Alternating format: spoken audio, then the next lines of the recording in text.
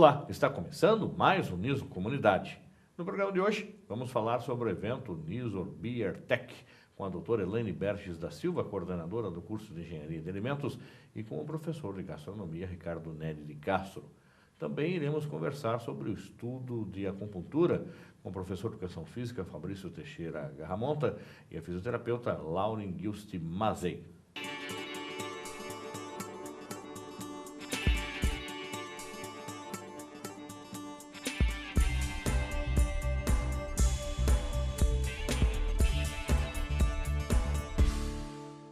Estamos começando o Nisor Comunidade e nesse bloco vamos falar com a doutora Elaine Berges da Silva, do curso de Engenharia de Alimentos, e com o professor de Gastronomia, Ricardo Neri de Castro.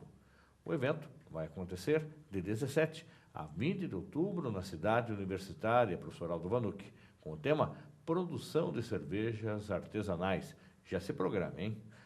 Vamos começar pela professora Elaine, que já esteve conosco aqui outras vezes, que vai falar a respeito um pouco do seu perfil. Gostaria que a senhora repetisse para nós. A senhora esteve aqui conosco em alguns outros momentos, mas de repente o público não é o mesmo. Onde a senhora fez a sua graduação, pós-graduação, doutorado e quanto tempo estará nisso? Bom, eu sou graduada em Engenharia de Alimentos, né? Eu me formei pela Universidade Federal de Viçosa, em Minas. Fiz o mestrado na Universidade Federal do Paraná, na área de Tecnologia de Alimentos, e o doutorado na Unicamp, também na área de Tecnologia de Alimentos. Eu sou docente aqui na Uniso desde 2006. Eu entrei inicialmente trabalhando no curso de Gastronomia, né? Naquela época ainda não existiam os cursos de Engenharia.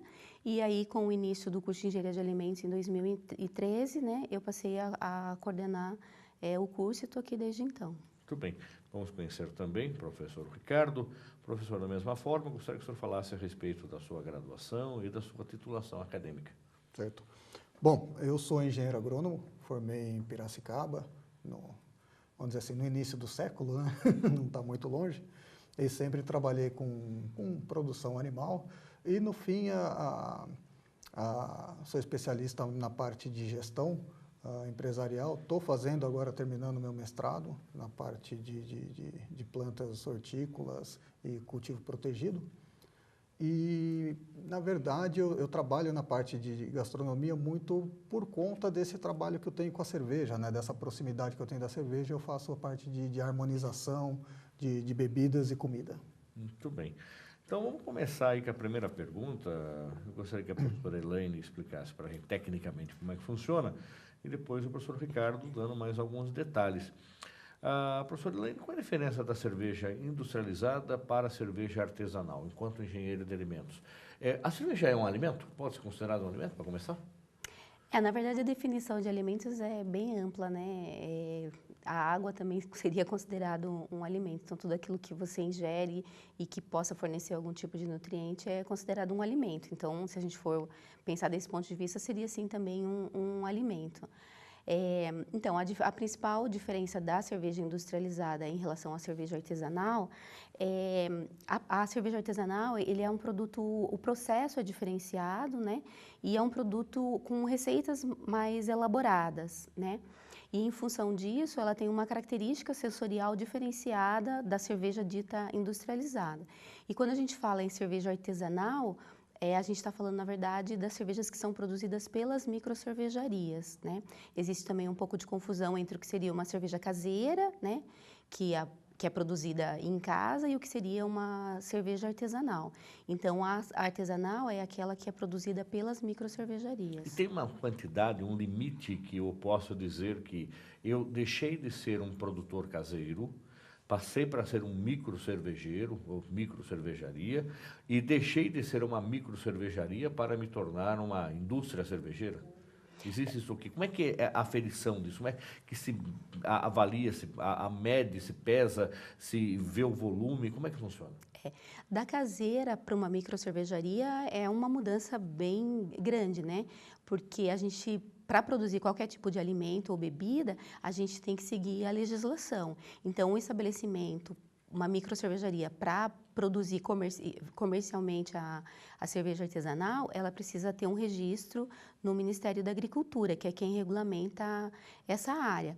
Agora, passar de uma micro cervejaria para uma grande cervejaria, a gente mudaria em termos de volume de produção, né?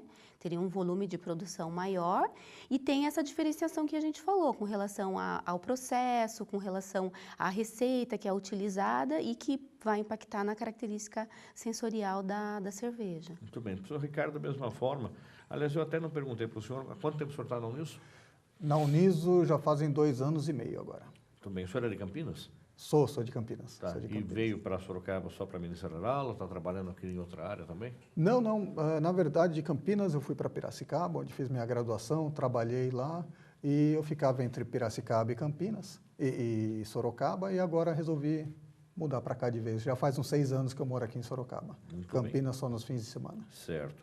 Então, gostaria que o senhor explicasse também qual a diferença da cerveja industrializada para a cerveja artesanal, agregando um pouco mais que a professora Elaine já falou. Como a professora Elaine falou, a diferença da cerveja industrial, cerveja artesanal e cerveja caseira é essa. A cerveja industrial são os grandes grupos que têm realmente uma indústria focada na produção de cerveja. Então, eles trabalham muito com processos. Então, eles querem otimizar os processos e diminuir o tempo para produzir uma bebida. A cerveja artesanal, ela é produzida por indústrias também, porém indústrias de pequeno porte. A gente fala aí na legislação que até 200 mil litros, se eu não me engano, 200 mil litros de cerveja mensal, até 200 mil litros é considerado microcervejaria. Acima disso já é cerveja industrial. E as microcervejarias, a grande diferença é que eles têm com as grandes cervejas, as grandes indústrias cervejeiras, além do processo, qualidade da matéria-prima também e diferença da matéria-prima. Você vê muito cereais não maltados. Então, a cerveja artesanal não utiliza cereais não maltados, né? Eles utilizam malte, não só de cevada, de vários outros ingredientes, e eles respeitam o tempo, o processo de fabricação da cerveja, com todo o tempo de fermentação, todo o tempo de maturação, respeitado o que você não tem na indústria. A indústria quer volume e giro de cervejas. Já o caseiro, ele pode até se tornar uma microcervejaria, desde que ele atenda às especificações do mapa. Então, se você produz 50 litros de cerveja por mês e quer comercializar, você pode ser uma microcervejaria ou uma nanocervejaria, desde que você atenda à regulamentação. Você não é para consumo próprio, consumo dos amigos, enfim, eu não posso vender, anunciar que eu estou vendendo cerveja. Exatamente, você não pode comercializar. Você quer fazer, você quer presentear um amigo, você quer fazer para você consumir numa festa particular, não tem problema nenhum. Você não pode fazer a comercialização dela. Agora, com relação à professora Elaine, a produção de cerveja, né? O trabalho que se dá para produzir uma cerveja em casa é mais pelo prazer da produção da cerveja? É como também na engenharia de alimentos, você fazer uma barrinha de cereal também dá para fazer em casa, ou você fazer uma barrinha de cereal em larga escala? É pelo prazer e pela satisfação, ou realmente mudaria as características, o sabor, a qualidade do produto? Na realidade, é uma paixão, né, professora? O que a gente percebe, assim, foi uma das coisas que me surpreendeu quando a gente fez, no ano passado, pela primeira vez, né, o concurso de cerveja. As pessoas que né, estão nesse mundo da cerveja, elas são apaixonadas por aquilo que fazem. Então, com certeza, é um hobby, né? Então, elas fazem pelo prazer de servir. Não é também, vai sair mais barato fazer em casa? Não, com certeza não. É exatamente pelo prazer. E a gente observa uma outra coisa relacionada à cerveja, que é assim, ninguém bebe cerveja sozinho, né? Então, você sempre está dentro de um grupo de amigos. Então, quando você prepara a sua própria cerveja para servir para os teus amigos, ele, né, realmente tem um outro sabor, vamos dizer assim. Realmente não compensa, professor Ricardo, a produção de cerveja para consumo próprio com aspecto financeiro? Esqueça, bobagem. O que você vai gastar de insumos, de equipamento, então não é pelo custo, né? A latinha no supermercado é mais barata ainda do que fazer em casa. Depende da qualidade que você quer. Se você está procurando umas cervejas dessas industriais e você quer, realmente você nunca vai conseguir chegar no custo de produção. Para você ter uma ideia, um litro dessas cervejas de litrão que a gente compra no mercado sai aí para a indústria, coisa de R$1 de custo. né? Ele sai porta da fábrica, R$1 o litro. R$1 o litro, que é o que foi o custo dela para sair. Realmente, se você produzir uma cerveja caseira, você nunca vai chegar nesse valor. Mas vale a pena substituir, principalmente por conta do sabor que você vai ter, né? Você pode mexer muito, tanto que a gente fala que você pode brincar muito com os sabores. Você quer uma cerveja um pouco mais cítrica, ou você quer uma cerveja com um sabor um pouco mais terroso, não, eu quero sabor de chocolate, quero sabor de café. Você consegue jogar isso com relação ao seu paladar. E acho que o prazer maior do cervejeiro caseiro é fazer uma cerveja que agrade as outras pessoas. Eu acho que essa é a parte que mais toca quem faz cerveja artesanal. Agora, professora Elaine, fazer cerveja em casa, como é uma produção de alimento, ela requer, então, uma preocupação enorme com relação à qualidade dos produtos, da higienização, da instalação, porque da mesma forma que você faz um pão em casa, tá, que você precisa se preocupar com isso, fazer uma cerveja da mesma forma, porque inclusive a cerveja precisa maturar, né? Ela tem um tempo de fermentação, ela pode desandar durante a fabricação? Com certeza, se você não tomar os cuidados de higiene, né, principalmente com relação à embalagem, né, que acho que acaba talvez sendo um ponto crítico aí nesse processo de produção da cerveja caseira, o seu produto vai ter um sabor que não vai ser característico. Inclusive, quando a gente fez o concurso, né, no ano passado, a gente corre o risco de acontecer isso. Então, do lado de cada juiz, a gente deixa um balde, porque às vezes, se tiver algum problema no processo, a hora que você abre, ela explode, né? E aí, né, a gente já tinha o balde do lado ali para descartar. Para fazer esse descarte. Daí, das amostras que a gente recebeu no ano passado, tiveram 2 que, quando abriu, ela... Não teve condições de Não, aí é fazer nem descartada. avaliação. Na verdade, assim, no concurso, a pessoa entrega 3 garrafas, né? Então, a primeira garrafa, ele faz a avaliação. Aí, se ela for classificada, ficar entre as 10 melhores, tem a segunda etapa da avaliação pelo juiz. Então, a gente tem essa segunda amostra. E a gente pede 3, porque se acontecer isso, se tiver algum problema, a gente tem uma terceira amostra. Então, nesse caso, abriu a primeira, né? Não deu para ser avaliada, aí a gente abriu a segunda garrafa, nesse caso teve o mesmo problema e foi desclassificado, né? Mas pode acontecer, às vezes, de uma garrafa ter alguma contaminação e outra garrafa não. Agora, professor Ricardo, com relação a essa produção de cerveja, o que muda da Pilsen do supermercado? Por exemplo, o senhor falou dos produtos, da qualidade. Ninguém vai produzir o mesmo que o supermercado produz, a Pilsen, né, que é tradicional. Aliás, o que é uma cerveja Pilsen? E depois, o que se faz em casa? O senhor falou, coloca até chocolate dentro da cerveja? Bom, realmente, se você tem acesso ao supermercado e seja uma cerveja boa, por exemplo, uma Pilsen, você vai comprar uma Pilsen boa, existem Pilsens muito boas no mercado. Pilsen é um estilo de cerveja, né? A gente divide a cerveja basicamente em 2 famílias grandes, né? As lagers e as ales. As lagers, a grande maioria produzida no Brasil são as Pilsens, né? Que são cervejas mais leves, mais fáceis de tomar. Então, você não tem um desafio muito grande na produção dela. Então, o pessoal geralmente não faz Pilsen. Quando vai fazer uma cerveja um pouco mais elaborada, que vai dar uma sensação de sabor diferente. E nesse processo que a gente faz de cerveja caseira, né, mais cerveja caseira, é difícil a gente adicionar, por exemplo, a gente quer dar sabor de chocolate. A gente não vai adicionar chocolate na cerveja, a gente vai utilizar maltes ou matéria-prima, né? O malte é uma matéria-prima que foi torrado para dar um sabor de chocolate, né? Ele vai lembrar. Então, pode ser utilizado até, às vezes, chocolate, café. Eu já vi cervejas com chocolate, café, frutas. Banana?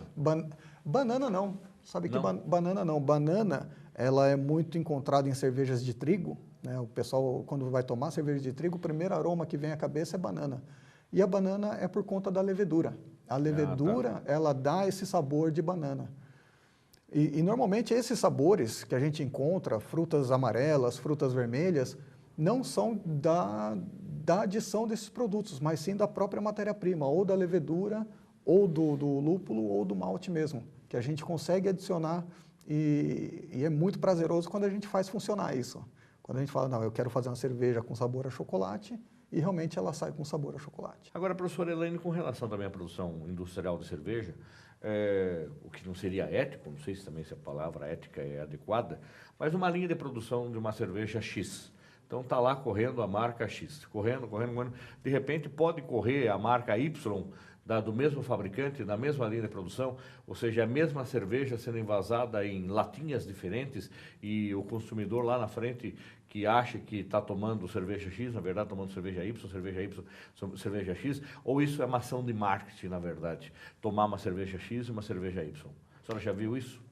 Normalmente... Eu, pelo menos, acho que já vi isso uma vez que fiz uma visita numa fábrica. Eu estava vendo correndo uma determinada marca, de repente a mesma linha corria outra, será que parou, tampou o tanque daquela marca e foi para outra?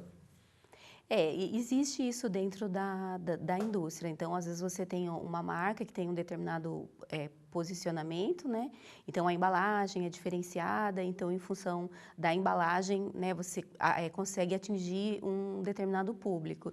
E, às vezes, com a mesma formulação, né, você utilizando uma embalagem diferenciada vai atingir um outro público. Eu não saberia te responder assim quais marcas exatamente fazem isso, né? Dentro da indústria de cerveja, mas dentro da indústria de alimentos isso acontece. E é comum também dentro da indústria você trabalhar com terceirização, né?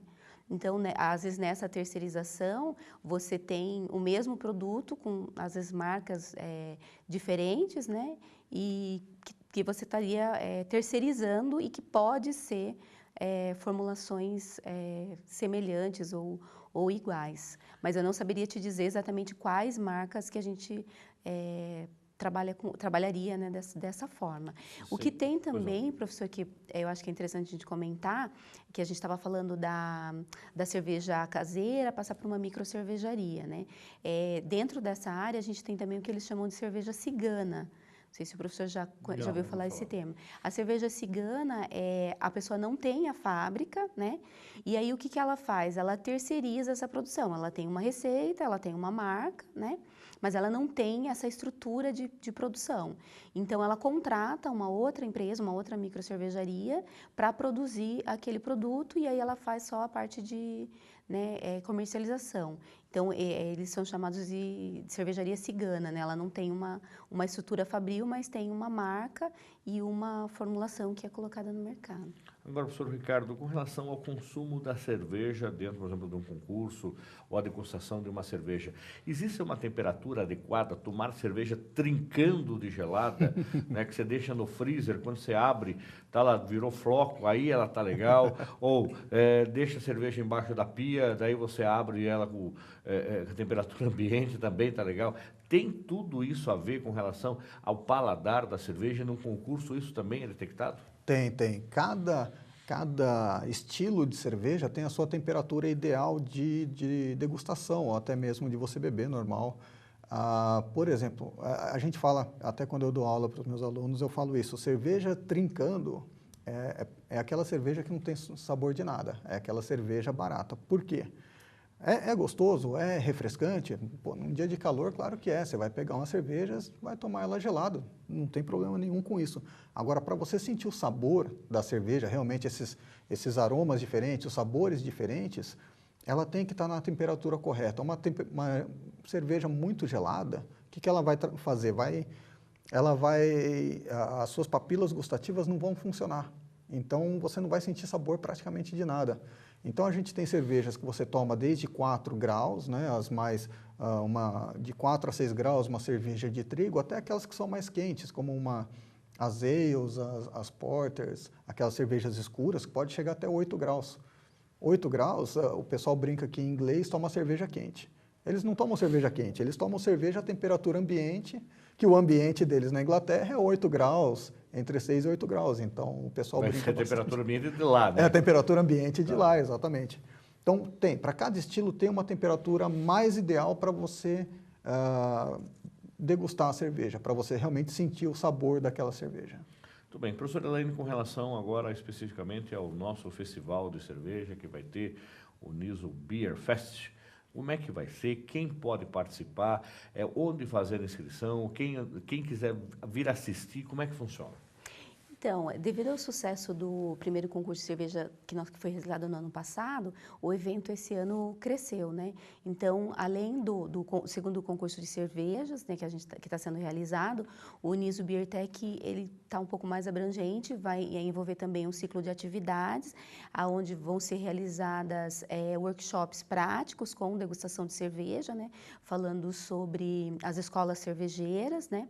Vai ter um workshop prático também de análise sensorial. Então, quando você faz a análise sensorial da cerveja, como deve ser feito, o que você deve, quais são os critérios para fazer essa avaliação da cerveja. Nós vamos ter também algumas palestras, exatamente para abordar esse tema que o professor comentou, de, eu sou um cervejeiro caseiro e, de repente, eu quero legalizar.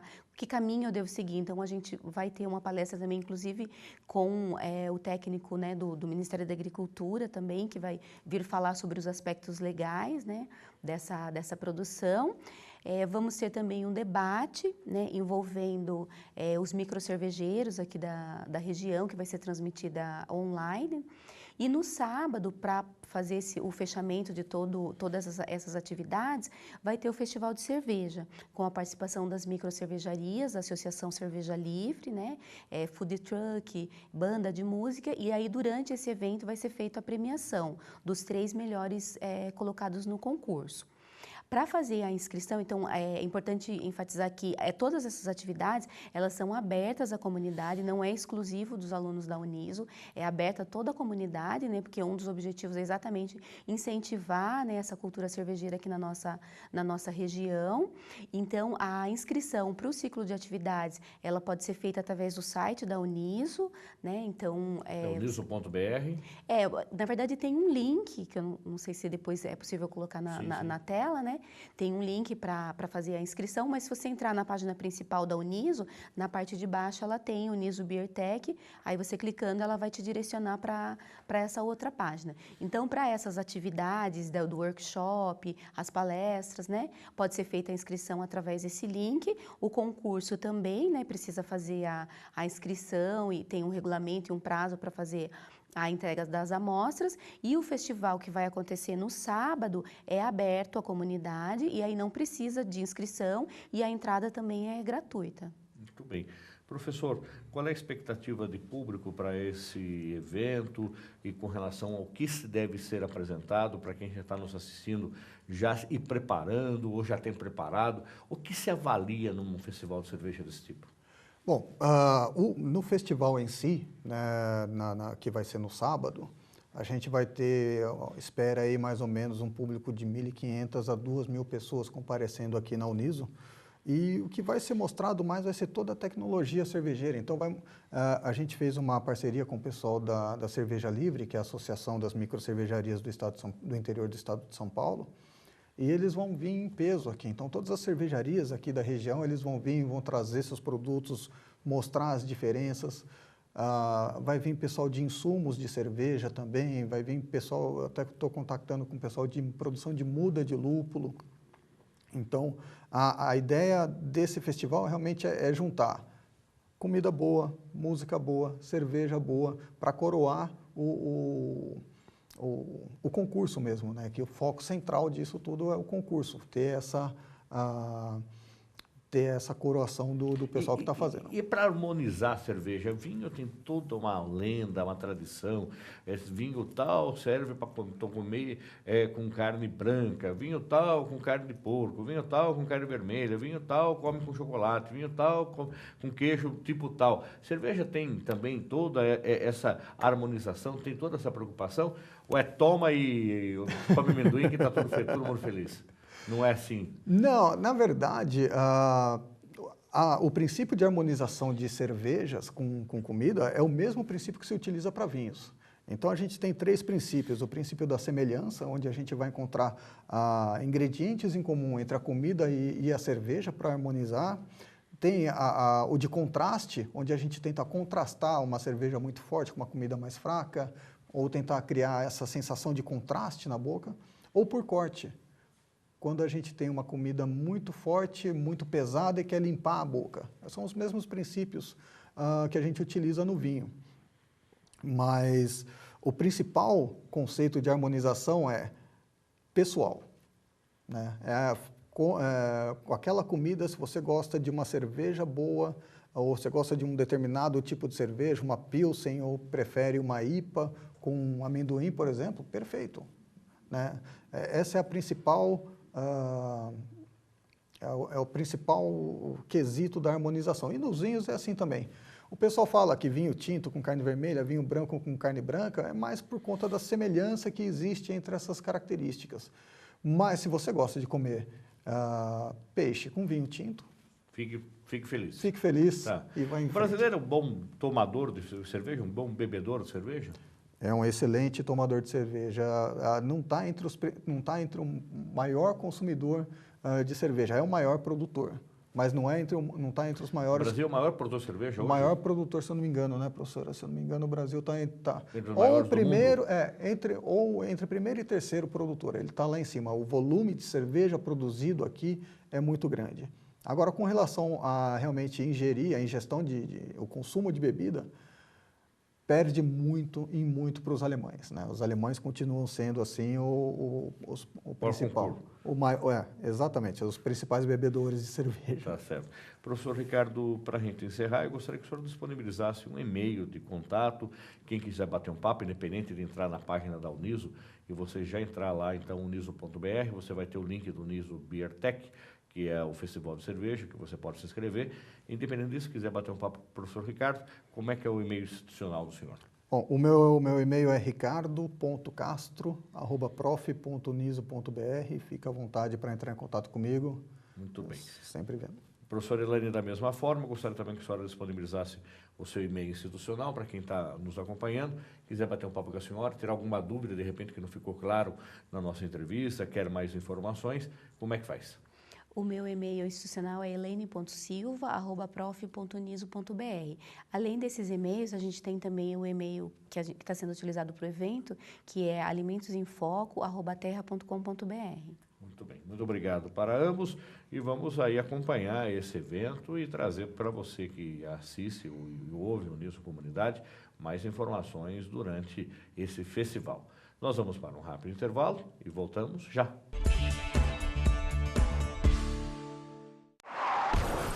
A cada 1000 atropelamentos, apenas 9 saem ilesos. É na faixa que o respeito pede passagem. Pedestre, sinalize com o braço estendido a intenção de atravessar na faixa. Condutor, freie para que o pedestre passe com segurança na faixa. Use o pisca-alerta para avisar o veículo de trás da sua intenção de parar para o pedestre. Com atitudes simples, fazemos um trânsito melhor.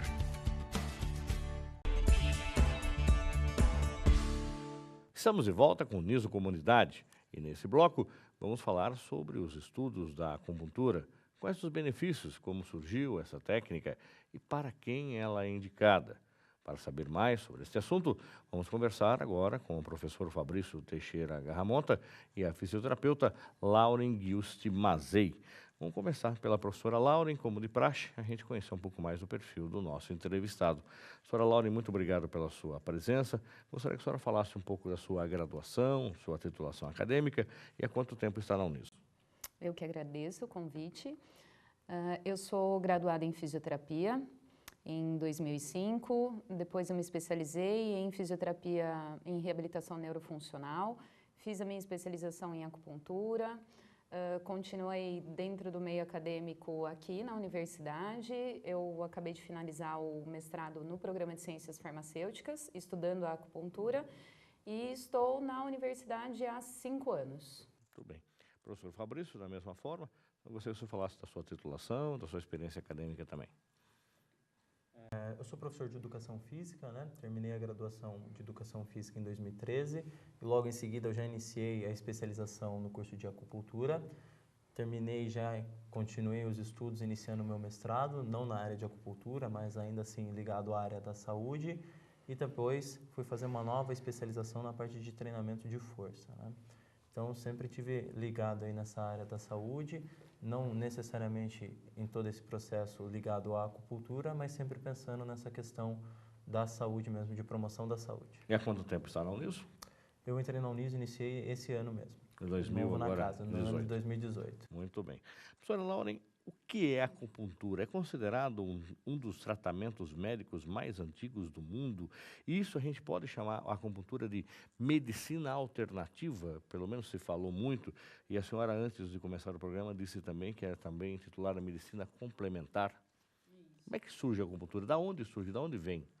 Vamos lá. A acupuntura, por definição, ela é uma ferramenta de trabalho da medicina tradicional chinesa, é uma das ferramentas, né, não só ela, que tem como bases filosóficas enraizadas no taoísmo. Então, a gente tem relatos aí descritos do uso da acupuntura, inclusive nos tratados mais tradicionais da cultura oriental, vindos de 5.000, 7.000 antes de Cristo, né, a utilização. Dentro do mundo oriental, a acupuntura sempre foi utilizada como um principal meio de cuidado do indivíduo de forma integral, né? A acupuntura ela é considerada uma técnica de medicina complementar e alternativa. Esse termo ele vem sendo utilizado, o complementar ele vem sendo utilizado no lugar do alternativo, porque por muito tempo entendeu-se que a acupuntura, assim como outros métodos, não vinha para substituir uma técnica tradicional, né? E sim para integrar. Então, o termo complementar ele é mais utilizado que o alternativo. Agora, quais são os benefícios, professor Fabrício, que essa técnica oferece? O que ela agrega no tratamento? Em quais tratamentos também eu posso usar a acupuntura? Eu posso fazer um tratamento médico para uma determinada doença? Eu gostaria que o senhor falasse, se pudesse até usar algum exemplo. Por exemplo, eu estou com doença X, tenho que tomar um remédio, tenho que fazer exercício, tenho que, ou não, pelo contrário, eu tenho que ficar em repouso, e também a acupuntura. Como é que funciona isso, essa técnica, junto com a outra, com a medicina convencional? A acupuntura ela vem ganhando bastante destaque aqui no Ocidente, né, como uma forma, como a professora Laure muito bem explicou, complementar ao tratamento. Então, hoje a gente já tem, principalmente na Europa, se desenvolve muito o trabalho complementar da forma de tratamento oncológico, por exemplo. Então, o indivíduo faz o tratamento tradicional oncológico e utiliza a acupuntura como forma complementar, principalmente para tentar minimizar os efeitos colaterais do tratamento do câncer. Então, ela pode complementar tanto desta forma, né, tentando minimizar os efeitos colaterais do tratamento da medicina que a gente tem, como convencional, como tradicional nossa, né, como também de uma forma complementar, visando potencializar os resultados, né, indo na mesma direção, indo ao encontro do tratamento tradicional que a gente tem. Então, elas se complementam muito bem, né? Durante muito tempo, teve essa visão, né? Essa rixa de, não, é uma medicina alternativa, então ou eu faço uma ou eu faço outra, né? Hoje em dia já se perdeu essa visão e a gente entende que uma complementa muito bem a outra, né? Na verdade, a gente pode utilizar as duas para somar resultados e melhorar ainda mais a qualidade do tratamento do paciente. Então, isso agrega muito em qualidade de vida e melhora para esse paciente que se submete a essa intervenção multidisciplinar e complementar dessas duas formas de medicina. Agora, professora Lauren, eu posso só fazer o tratamento com a acupuntura e abrir mão de usar um medicamento tradicional? É possível, é permitido isso num caso de uma doença? Eu falei, o médico aponta, me dá as duas alternativas, eu falo, não, eu quero fazer só com a acupuntura, eu não quero ingerir nenhum tipo de medicamento?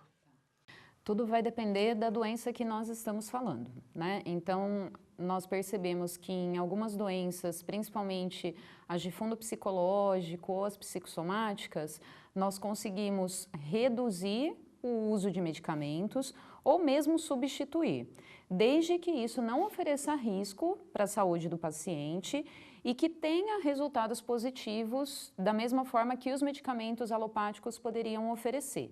Mas a nossa medicina, ela não vai te dar a alternativa de substituição. O ideal é que nós possamos caminhar juntos, o tratamento medicamentoso com o tratamento complementar e, se for possível, diminuir a ingesta de medicamentos. Hoje a gente fala muito no uso racional de medicamentos, de medicalização. Então, se é possível, principalmente nessas doenças de fundo psicológico ou as doenças crônicas que vêm representando um grande problema de saúde pública, inclusive com gastos elevados, Se nós podemos reduzir o uso de medicamentos utilizando técnicas minimamente invasivas, com poucos ou nenhum evento adverso, e principalmente sem impacto na qualidade de vida do paciente, aí sim é possível. Agora, existe alguma doença, algum sintoma, algum problema que eu possa tratar só com a acupuntura? Por exemplo, eu tenho dificuldade de dormir, eu tenho ansiedade, eu tenho depressão. A acupuntura pode ser usada? Na verdade, todas as doenças, a medicina tradicional chinesa entende que todas as doenças, sejam físicas, orgânicas, metabólicas, psicológicas, emocionais, elas podem ser tratadas exclusivamente com acupuntura. Existe alguma assim que não faça só o tratamento com acupuntura? Ou aí é conveniente um especialista, um médico, sugerir que o risco que se corre de fazer só com acupuntura? Sim, o ideal é que esse paciente, esse indivíduo que queira se submeter ao tratamento com qualquer técnica complementar, tenha um acompanhamento médico também. A gente sempre frisa que o ideal não seria fazer a substituição e sempre ter um especialista acompanhando, dependendo da área. Se for um ortopedista, né, para casos musculares, articulares, se for um oncologista, como o Fabrício falou, em casos onde a gente precisa de uma abordagem multidisciplinar, o ideal é ter um outro especialista de medicina ocidental acompanhando esse indivíduo. Agora, na área como educador físico, professor Fabrício, na área da educação física, na área do atleta, é usado a acupuntura? Em que circunstância, em que situação que pode ajudar esse atleta, quer seja ele um jogador de futebol ou um atleta olímpico? É usado de que forma? Alguém já usa isso? Alguém já testou e mostrou resultados eficientes? Essa é uma excelente questão para ser abordada, né? Na verdade, a minha vivência inicial com a acupuntura foi através disso, né? Meu primeiro contato.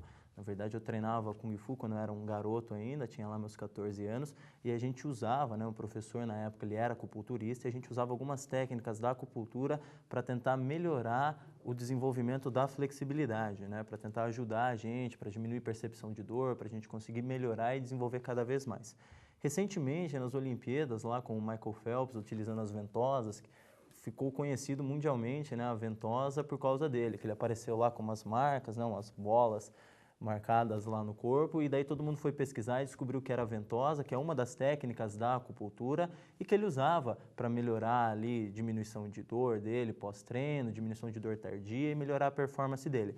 Assim como ele também usava, vários atletas utilizam, né, e pessoas do dia a dia, principalmente ela tem resultados excelentes para diminuição da dor tardia. Então, aquela dorzinha que a gente sente depois de um treino, né? Então, a gente treina hoje, amanhã a gente acorda, está um pouquinho dolorido, a gente pode utilizar a acupuntura também para diminuir essa percepção de dor, o que melhora também, além da qualidade dos treinos, a qualidade de vida também, né? Afinal, depois de um treino de perna, ninguém gosta de sair andando mancando aí pela cidade toda. Então, a gente pode usar a acupuntura também para diminuir essa percepção de dor e melhorar essa recuperação desse atleta. Agora, a questão, professora Lauren, falou-se da ventosa agora. Eu imagino, na minha total ignorância aqui, que a acupuntura era feita só com agulha. Mas eu posso usar a pressão dos dedos, eu posso usar a ventosa. Quais são as técnicas? Eu tenho paura de agulha, tá? Não faria acupuntura em hipótese nenhuma, porque se eu preciso tomar uma injeção, eu já sento, deito, falo, agora vai, né? Que é questão de pavor meu. Existe outra possibilidade? Já vi gente com sementinha na orelha. Isso também é acupuntura? Por definição, a acupuntura é a estimulação de pontos distribuídos em locais específicos pelo corpo com o uso de agulhas, né? Se a gente fragmentar, ver a raiz da palavra, né? Acus de agulha e puntura de punção. Mas a acupuntura ela pode ser realizada com diferentes ferramentas de estímulo. Então, a pressão feita com os dedos, eu posso estimular esses pontos utilizando laser, utilizando semente, as próprias agulhas, eu posso utilizar o estímulo dos pontos com as ventosas, eu posso estimular os pontos com moxa bustão, que é um bastão de artemísia, que também é bastante conhecido. Então, a acupuntura te permite fazer a estimulação desses pontos específicos que têm ações energéticas para as diversas condições, com diferentes instrumentos também. Quanto à paura que as pessoas têm de agulha, né? A gente sempre mostra, eu costumo mostrar inclusive para os meus alunos, um catálogo da diferença de espessura das agulhas que nós temos, né? Aquelas agulhas que a gente utiliza nos laboratórios para fazer coleta de material, elas são extremamente grossas. As agulhas utilizadas na acupuntura, elas são bem mais finas que um fio de cabelo, né? A espessura dessa agulha é de 0,025 milímetros, então ela é extremamente fina. E ela praticamente não gera nenhum estímulo em receptores de dor, né, no nosso corpo. Pode ser que eu tenha um incômodo ou outro, mas isso é muito difícil de acontecer. Então ela é bem tolerada, inclusive por crianças. E a estimulação do pavilhão auricular, que é o que a gente chama de auriculoterapia, também faz parte da acupuntura. A nossa orelha é considerada um microsistema, onde eu tenho a representação de todas as partes do corpo somente no pavilhão auricular. Então, eu posso fazer um estímulo em qualquer área ali da orelha que esteja relacionado com o problema que o meu paciente apresenta e ter um efeito reflexo no restante do corpo. Agora, com uma massagem, a senhora como fisioterapeuta, com uma massagem, ela precisa ser feita por um profissional. Quer dizer que também eu não posso me meter a fazer massagista, brincar de fazer massagem na costa de alguém e de repente eu posso prejudicar, dar uma pancadinha na costa, dar uma pancadinha na cabeça, apertar um ponto que isso, ou comprar nas casas de Xing Ling aí uma palmilha que tem lá um imã, eu vou colocar no sapato e vai resolver a minha vida. Não é isso. Não, na verdade a formação em acupuntura é uma formação bem complexa, né? Todo profissional da área da saúde pode se especializar em acupuntura. Então, das nossas 14 áreas que compreendem a saúde, todos esses profissionais podem se especializar, mas é uma especialização de no mínimo 2 anos, com 3.800 horas, né? E é um estudo bem longo, então realmente não basta eu ter a curiosidade, eu preciso realmente me aprofundar nesse conhecimento para que eu faça os estímulos de forma correta, nos locais corretos e usando os instrumentos corretos.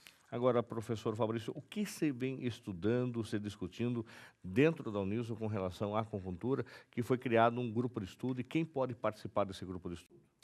Legal, então a gente criou agora uma iniciativa minha e da professora Laura, um grupo de estudos e pesquisas na área de acupuntura, que foi uma necessidade que a gente viu aí do meio acadêmico em se produzir e de se fomentar mais ainda a pesquisa acadêmica acerca da acupuntura, né? Que ela ainda é muito carente, ela ainda engatinha nesses moldes de ciência que a gente tem. Embora a acupuntura ela tenha um corpo de conhecimento muito bem estabelecido, muito bem formado, né? Uma base filosófica bem consistente, né? Essa base filosófica ela é bem diferente daquela que a gente tem da nossa medicina ocidental. Por causa disso, né, em função dessas diferenças, é muito difícil a gente desenhar um estudo científico nos moldes do que a gente entende com ciência, trazendo essa aplicação da acupuntura. É difícil a gente evitar os vieses que a gente deveria evitar no estudo acadêmico.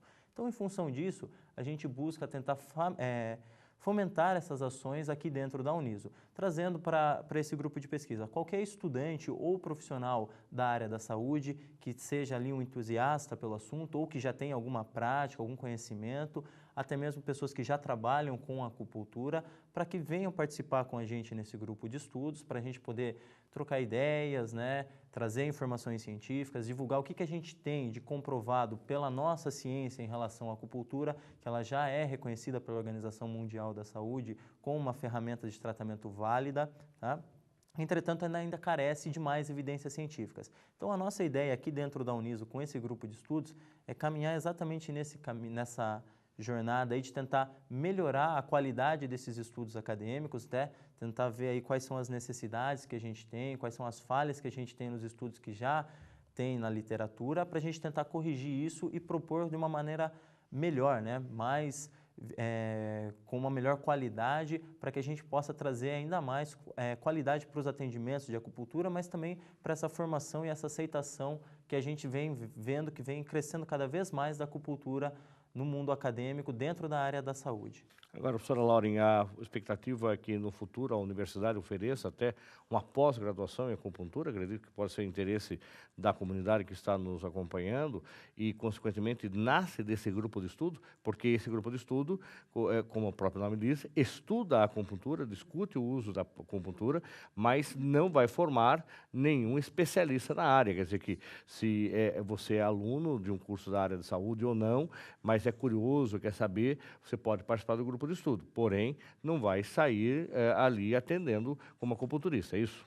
Obviamente seria um sonho, né? Nós podemos oferecer uma pós-graduação em acupuntura pela universidade. mas nós vemos que existe um interesse crescente, tanto da comunidade acadêmica em termos de discente, quanto dos docentes também. No curso de fisioterapia, na graduação de fisioterapia, nós temos um componente que chama-se recursos fisioterápicos alternativos e complementares. Os alunos da fisioterapia passam 6 meses tendo contato com vários recursos considerados alternativos e complementares. Isso gera uma curiosidade e um interesse por esses temas. Tanto é que nós temos alguns estudos já finalizados ou em andamento, utilizando a acupuntura e outros recursos. O curso de biomedicina, que é um curso novo na nossa universidade, vai oferecer, uma das habilitações que ele pretende oferecer é em acupuntura. O biomédico, ele pode ser habilitado em praticamente 25 áreas, né? E uma das habilitações que o professor Eric pretende oferecer é a de acupuntura. Esse profissional biomédico habilitado em acupuntura não significa que ele é especialista na área, mas que ele tem um conhecimento muito mais aprofundado do que alguma pessoa que não que tivesse somente lido sobre o assunto. E o nosso grupo de estudo vem de encontro, né? Ele vem afirmando os conceitos da nossa universidade, que é estar atentos ao ensino, à extensão e à pesquisa. Então, frente aos estudos que nós fazemos, e inclusive com o interesse de ter esse serviço oferecido na nossa clínica escola, eu posso abordar a comunidade, né, partindo para a nossa extensão, e o grupo de estudos, bem como as disciplinas que a gente ministra, vem também embasar a parte do estudo e da pesquisa. Então, se nós pudermos consolidar esse tipo de prática dentro da nossa universidade e ainda mais fomentar essa carência de especialistas para a nossa região, seria excelente. Quando se começa para fazer um tratamento de acupuntura, existe o que, no primeiro instante, uma entrevista, uma análise de pedido exames do paciente, ou ele simplesmente relata nesse bate-papo com o acupunturista o que ele sente, o que ele tem, e aí você tem um mapa do corpo humano, e aí você vai procurar esses pontos no corpo, fazendo testes, fazendo as avaliações, verificando se de repente, aplicando a acupuntura nesse ponto, a agulha nesse ponto, ele melhora ou ele não sente. Como é que é feito isso? A primeira coisa que a gente vai fazer é tentar conhecer a história desse paciente, né? Fazer uma anamnese. Então a gente vai conversar com ele e tentar descobrir por que ele está apresentando esse problema, né? Há quanto tempo ele apresenta e todos os outros hábitos de vida que estão relacionados a esse indivíduo que podem estar influenciando e causando esse problema, essa disfunção. O interessante da acupuntura é que ela procura tratar o doente e não a doença, né? Então, se a gente transformasse isso num exemplo prático, dor de cabeça. A gente pode ter dor de cabeça por vários motivos. A gente pode ter dor de cabeça porque comeu demais, porque não comeu, porque dormiu demais, porque comeu algo estragado, porque não dormiu, né? Então, são vários os fatores, porque eu estou muito estressado, são vários os motivos que levam a ter dor de cabeça, né? E não é o foco da acupuntura tratar somente a dor de cabeça, mas tentar descobrir por que esse indivíduo está apresentando esse sintoma, né? Que na verdade é um sintoma que ele traz ali, que está acusando para ele que está tendo algum problema. É igual quando você está dirigindo na estrada e acende uma luzinha no painel do seu carro, né? Aquela luzinha não é o problema, aquela luzinha te indica que tem um problema maior ali. Eu desmontar o painel e arrancar aquela luzinha não resolveu o meu problema. Daqui a pouco o meu carro vai parar porque eu não resolvi a causa do problema. E é assim que a acupuntura vê o seu tratamento. Então, tem que tentar descobrir qual é a causa real, o que teve de desarmonia na vida desse indivíduo que levou ele a apresentar esse tipo de sintoma. E daí sim, tentar atuar diretamente nessa causa, né? E daí a gente vai ter diferentes técnicas, combinações diferentes de pontos. Então, a gente tem funções específicas de um ponto, mas que quando a gente combina ele com outro ponto, ele me gera um outro efeito diferente. Então, primeiro momento, né, eu vou sentar, vou conversar com esse paciente, ele vai me relatar há quanto tempo isso ocorre, então vou fazer toda uma anamnese completa, tentando elencar fatores ambientais também que possam interferir na vida desse indivíduo, que possam estar fazendo com que ele adoeça ou apresente esse sintoma, e depois eu vou tentar fechar um diagnóstico dentro das bases filosóficas da acupuntura e para aí depois disso fazer a minha seleção de pontos onde eu consiga tratar tanto os sintomas que esse indivíduo me apresenta, mas também, principalmente, tratar a causa desses sintomas, para daí sim, resolvendo a causa desses sintomas, eu resolver de verdade o problema desse indivíduo. E daí a gente tem diferentes técnicas que a gente pode estar utilizando nesse processo aí. Inclusive, a acupuntura hoje já ela vem sendo utilizada pelo Sistema Único de Saúde, em hospitais públicos, como um trabalho também, uma medicina alternativa, volta a essa fala, e complementar, é isso? O nosso Ministério da Saúde criou um documento em 2006 chamado Política Nacional de Práticas Integrativas e Complementares. Esse documento ele foi criado justamente para orientar os sistemas de saúde do nosso país, tanto a nível municipal, estadual e nacional, na implementação dessas técnicas para a população em geral. Então, veja só, a gente tem um documento já formulado há 12 anos e ainda hoje a gente enfrenta muita dificuldade na implantação dessas técnicas no nosso sistema de saúde. A gente vem com um debate contínuo dos gastos que a saúde gera para as políticas públicas e são recomendadas ferramentas de baixo custo, com mínimo de invasão na vida do paciente, mesmo assim a gente tem dificuldade nessa implantação. Hoje nós temos alguns locais que oferecem esse serviço, mas ainda são bem poucos. Professora, para a gente encerrar, gostaria que a senhora disponibilizasse o seu e-mail de contato aqui da Universidade de Sorocaba e se tem algum e-mail, algum Face do grupo de acupunturas, enfim, como é que as pessoas podem ter acesso a mais informações do grupo multidisciplinar de estudos em acupuntura ou se é pelo e-mail da senhora mais fácil? As pessoas que têm interesse, então o grupo é aberto, o grupo de estudos multidisciplinar ele é aberto para profissionais da saúde, tanto estudantes quanto profissionais já formados, acupunturistas ou que tenham interesse na técnica. Os nossos encontros são quinzenais, o nosso próximo encontro é no dia 17 de setembro, às 13 horas, no Bloco C, na sala 203, e podem entrar em contato comigo ou com o professor Fabrício pelo nosso e-mail. O meu e-mail é lauren.mazei@prof.niso.br. Mazei com 2 Zs. Mazei com 2 Zs. Ok. Professor Fabrício, da mesma forma, agradeço a sua participação. Gostaria que o senhor colocasse um e-mail institucional também à disposição do público. Então, quem tiver interesse em participar do nosso grupo será muito bem-vindo. O meu e-mail é fabricio.garramona@prof.niso.br. O Niso Comunidade fica por aqui. Você pode rever esse e outros programas acessando o nosso canal no YouTube, que é TV Uniso. Você pode também falar com a nossa produção através do Facebook, que é o Niso Comunidade. Obrigado pela sua audiência e até o próximo programa. Até lá!